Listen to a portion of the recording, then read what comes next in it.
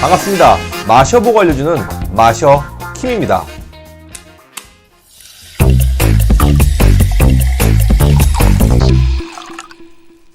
본격적인 소주편을 시작하기 앞서 편하게 소주라 불리지만 정확히는 희석식 소주인 소주들이 어떻게 만들어졌는지에 대해 알려드리겠습니다. 우리나라 전통술은 곡물을 효모로 발효시켜 만드는 탁주, 곡물과 약초를 동시에 발효시켜 만드는 약주 등이 있습니다. 이렇게 만들어진 전통주에는 알코올뿐만 아니라 단백질, 나트륨, 칼슘, 비타민 등 여러 영양소가 풍부하게 들어있지만 증류 과정을 통해 알코올의 도수를 높여 만든 소주는 이 같은 영양소들이 없다고 볼 수 있죠.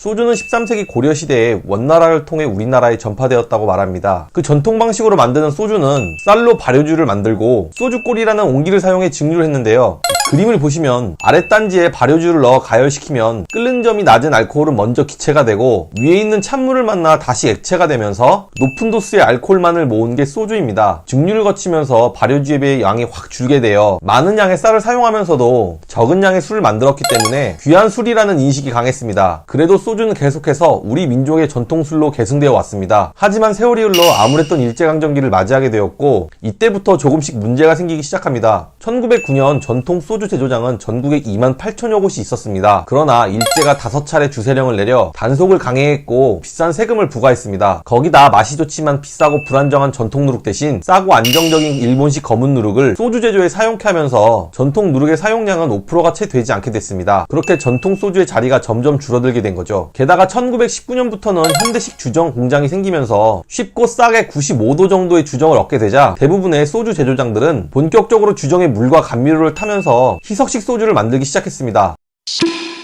해방 이후에도 일제가 남긴 소주 제조 방식은 그대로 유지가 되고 있었습니다. 거기다 전쟁으로 인한 빈곤 때문에 쌀을 사용해야 하는 전통 소주의 입지는 뿌리까지 흔들리고 말았죠. 그러다 1965년 결국 박정희 정부에서 쌀로는 술을 만들지 못하게 하는 양곡관리법을 시행했고 1976년 전통 증류식 소주 업체는 완전히 자취를 감추게 되었습니다. 그 빈자리를 희석식 소주들이 만드는 업체가 대신하게 됐고 그렇게 또 우후죽순으로 희석식 소주 업체들이 생겨났습니다. 결국 1973년 정부가 소주 시장의 과열 경쟁을 막겠다는 명분으로 자도주 보호법을 도입해 시 또는 도별로 한 개의 소주 업체에만 생산권을 주고 생산량의 50%를 반드시 해당 시도에서 소비하도록 하게 했습니다. 이 때문에 당시 250곳이 넘었던 소주 업체들은 11곳으로 크게 줄었고 자도주로 불리는 지역 대표 희석식 소주가 생겨나게 된 겁니다. 당시 수도권의 진로, 광주 전남의 보혜, 전북 보배, 부산의 대선주조, 대구 경북의 금복주, 경남 무학, 충남 선양, 충북 백학, 강원 경월, 제주의 한일 등입니다. 이 회사들 중 일부는 현재도 지역의 대표 소주 업체로 자리 잡고 있고 몇몇 회사는 인수와 합병을 통해 그 명맥을 이어나가고 있죠. 예를 들어 강원도의 경월은 결국 롯데에 인수돼 지역의 색깔이 많이 약해졌습니다. 거기다 1996년 자도주 보호법이 위헌으로 폐지가 되어 전국 어디에서도 여러 지역의 소주들을 맛볼 수 있지만 한번 길들여진 입맛과 지역 주민들의 애양심이 맞물려 여전히 초법적인 소주의 자도화가 이어지고 있습니다.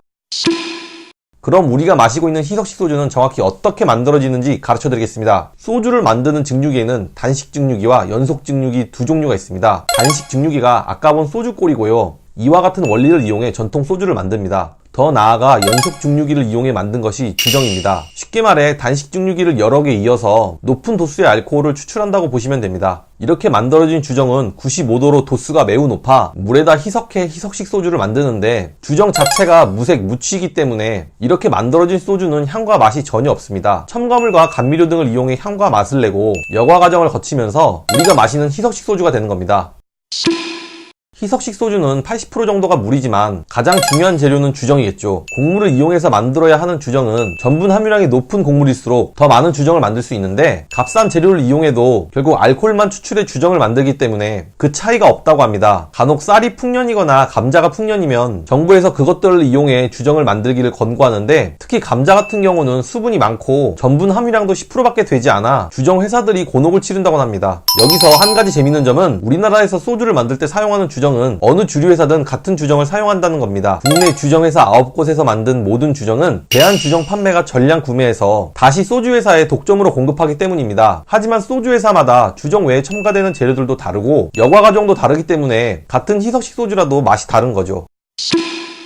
이렇게 해서 지역별 소주가 어떻게 탄생했고 희석식 소주가 어떻게 만들어졌는지 짧은 역사에 대해 알아봤습니다. 다음 주 월요일부터는 각 지역별 소주에 대해 본격적으로 알아보겠습니다. 이번 영상도 재밌게 봐주셨으면 고맙습니다. 더 나은 영상을 위해 그리고 마셔킴을 위해서도 구독과 좋아요를 꼭 부탁드립니다. 감사합니다.